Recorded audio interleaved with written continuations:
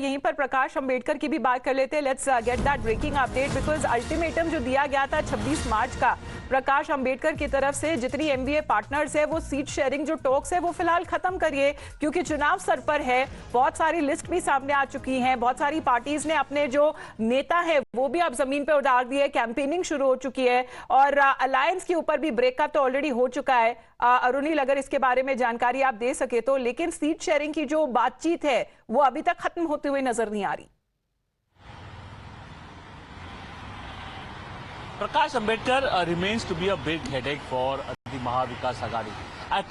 On the face of it, he has clearly said that I am breaking ties with Uddhav Thackeray's party because he was a formal alliance partner of Uddhav Thackeray.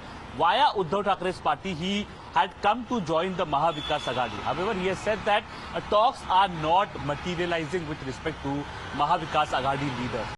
And strangely, Prakash Ambedkar later on gave his support to Congress as well, saying that Congress should give us names of 7 constituencies and we will give them support on those 7 constituencies. So Sanjay Raut responded saying that the stand and the opinions of Mr. Prakash Ambedkar are very confusing for us. Tomorrow, Prakash Ambedkar is going to take a press conference in his stronghold of Akola. There he will be making his entire stand clear.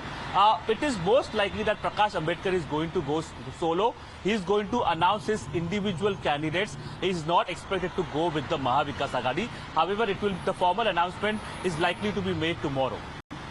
All right, with those details that are now coming in, लेकिन इस ultimatum को किस तरीके से समझा जाए अरुणिल, क्योंकि ultimatum दे भी रहे हैं लेकिन साथ भी नहीं दे रहे, तो किस तरह से प्रकाश अंबेडकर की स्टैंडिंग है अभी महाराष्ट्र में?